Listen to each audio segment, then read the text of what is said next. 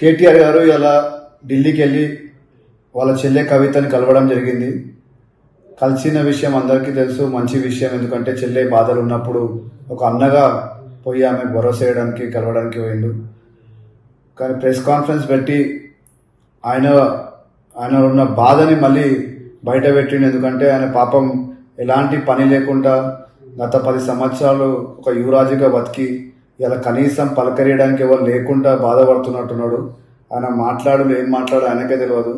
కేవలం కాంగ్రెస్ని విమర్శించాలి, ప్రస్తుతంలో ఉన్న మా కాంగ్రెస్ గవర్నమెంట్ని విమర్శించాలని ఒక ఉద్దేశంతో ప్రెస్ కాన్ఫరెన్స్ పెట్టినట్టున్నది.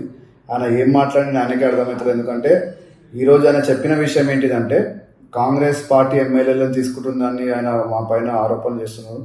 ఆయన గత చరిత్ర మర్చిపోతున్నట్టున్నాడు.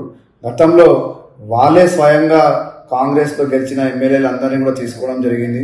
మేము కాంగ్రెస్లో ఈరోజు ఎవరు కూడా ఎమ్మెల్యేలను తీసుకున్నారు, వాళ్ళు స్వయంగా వాలంటరీగా వాళ్ళు వస్తున్నారు. ఎందుకంటే ఈరోజు కాంగ్రెస్ పార్టీ సంక్షేమ పథకాలు ప్రజలకు వెళ్తున్నాయి, ప్రజలందరూ ఆనందంగా ఉన్నారని వాళ్ళందరూ కూడా కాంగ్రెస్ పార్టీ వైపు చూస్తున్నారనే ఒక ఉద్దేశంతో వాళ్ళ ఎమ్మెల్యేస్ స్వయంగా మా దానికి వచ్చి మా పార్టీలో జాయిన్ అవుతున్నారు. ఆయన మాట్లాడుతూ ఆయే రామ్ గయే రామ్ అంటున్నారు. ఈరోజు తెలంగాణ ప్రజలందరికీ గుర్తుపెట్టుకుని తెలుసు ఆయే రామ్ గయే రామ్ ఎందుకు ఎవరంటే టీఆర్ఎస్ పార్టీ, కేటీఆర్ కుటుంబం. ఎందుకంటే వాళ్ళు వచ్చిర్రు, వాళ్ళు దోచినంత దోచుకున్నారు. ఇలా తెలంగాణ ప్రజలే వాళ్ళకు బుద్ధి చెప్పారు. మొన్న కూడా ఎలక్షన్స్లలో చూసినాం మనం, రాష్ట్ర ఒప్పందం ఏదైతే చీకట్లో సంసారం చేస్తున్నారు బీజేపీ టీఆర్ఎస్ పార్టీ నాయకులు. ఎందుకంటే మొన్న బీజేపీ నాయకులకు 8 పార్లమెంట్ సీట్లు గెలిచిరంటే అది కేవలం టీఆర్ఎస్ పార్టీ పూర్తి మద్దతు ఇచ్చి వాళ్ళని గెలిపించిన విషయం తెలంగాణ ప్రజలందరికీ కూడా అందరూ కూడా తెలుసు. కేటీఆర్ గారు నిజంగా కూడా మీరు మా పైన మా పార్టీ గురించి మాట్లాడే ముందు మీరు ఓడిపోయిన విషయం ఒకసారి గుర్తు చేసుకొని మీ పార్టీలో ఉన్న లోపాల గురించి చర్చించుకోండి. మీ పార్టీలో ఎందువల్ల ఓడిపోయారు, మీ అహంకారం వల్ల ఓడిపోయారని తెలంగాణ ప్రజలందరికీ తెలుసు. ఒకసారి మీరే ఆలోచించుకోవాలని కూడా మేము విజ్ఞప్తి చేస్తున్నాం. అంతేకాకుండా మీరు ప్రతిసారి కాంగ్రెస్ పార్టీ ప్రభుత్వానికి ఏం చేసింది, కాంగ్రెస్ పార్టీ 2 సంవత్సరాలు పాలించింది, కాంగ్రెస్ పార్టీ ఏం చేసింది రాష్ట్రం కంటే, ఈరోజు మా తల్లి సోనియా గాంధీ గారు లేకుంటే నిజంగా కూడా తెలంగాణ వస్తుందేనా ఒకసారి మీరు ఆలోచించాలి. ఆమె తల్లి ఇచ్చిన మాట మీద నిలబడ్డందుకు తెలంగాణ రాష్ట్రం వచ్చింది. వచ్చిన తర్వాత మీరు ఏ విధంగా తెలంగాణ ప్రజలను మోసం చేసిరు, ఏ విధంగా తెలంగాణని దోచుకున్నారో ప్రజలందరూ కూడా చూసిరు.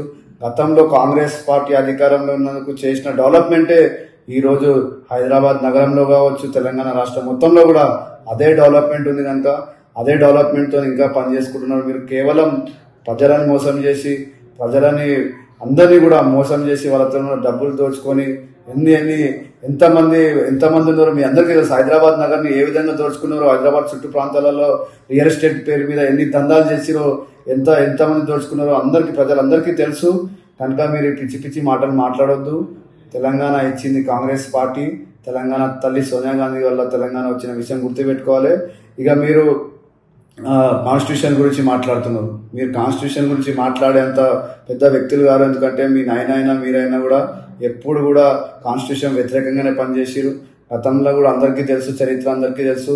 స్వయంగా మీ కుటుంబ సభ్యులు అందరు కలిసి మా తల్లి సోనియా గాంధీ గారి కాళ్ళ మీద పడి అమ్మ తెలంగాణ ఇచ్చినందుకు కృతజ్ఞతలు చెప్పి తెలంగాణలో టీఆర్ఎస్ పార్టీ వద్దు మాకు, మీరు తెలంగాణ ఇచ్చేది కనుక మేము కృతజ్ఞతగా ఉంటామని చెప్పిన మీరు రాగానే ఏం చేసిరు, తెలంగాణ ఏ విధంగా మోసం చేసి సోనియా గాంధీ తల్లిని కూడా ఒకసారి గుర్తుపెట్టుకోవాల్సిన అవసరం ఉందనే విషయాన్ని కూడా ఈ సందర్భంగా గుర్తు చేస్తుంది.